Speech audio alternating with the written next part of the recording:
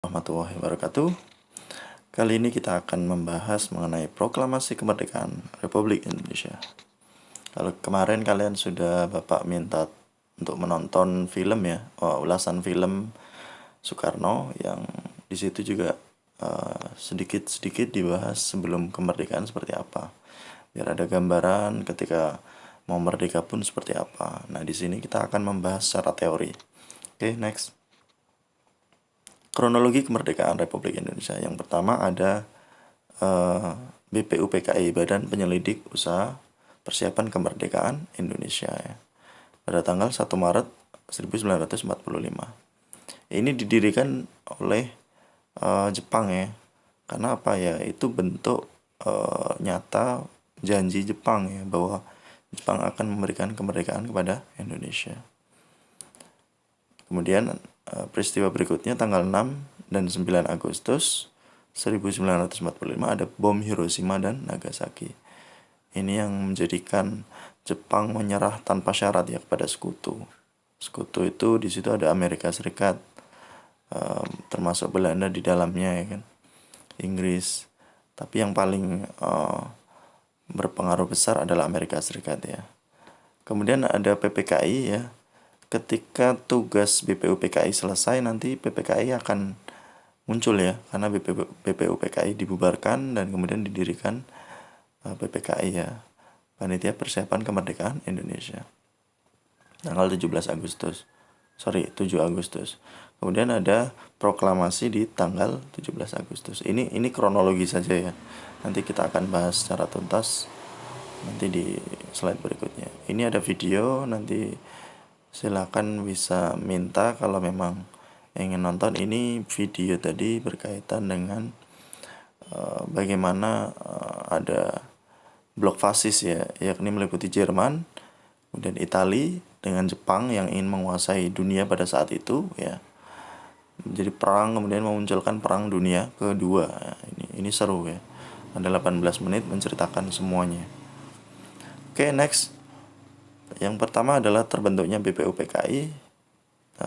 Yang pertama ada pertengahan 1944, keadaan Jepang yang terdesak mengharuskan Jepang memberi janji kemerdekaan ya.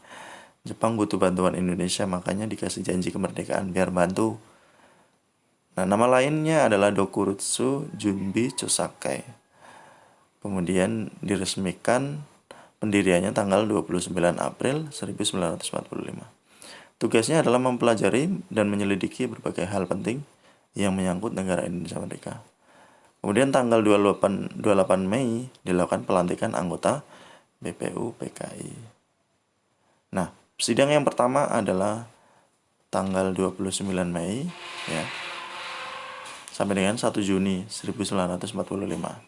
Sidang yang pertama berlangsung tanggal 29 hingga 1 Juni yang bertujuan membicarakan dasar negara ya.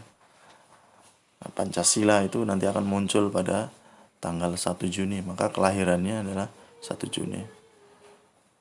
Gagasan disampaikan oleh Muhammad Yamin, Mr. Supomo, dan Insinyur Soekarno. Ini gagasan-gagasannya Muhammad Yamin ya. Kemudian gagasan Mr. Supomo, kemudian gagasan Soekarno ini. Kemudian berikutnya ada Panitia 9 ya. Panitia 9 ini ada beberapa ya, diantaranya ada Soekarno, Hatta, dan lain-lainnya. Bisa dilihat. Kemudian ada selama masa reses. Masa reses itu adalah masa di antara rapat ya. Jadi mereka fungsinya untuk mencari bahan, biasanya terjun ke lapangan kayak gitu. Kalau DPR yang sekarang seperti itu ya. Jadi intinya dalam rangka mencari referensi untuk dijadikan sebagai bahan rapat nantinya. Panitia 9 melakukan pembahasan mengenai usul-usul dasar negara yang disebutkan di sidang BPUPKI pertama. Hasilnya adalah menghasilkan suatu rumusan bernama Piagam Jakarta atau Jakarta Charter.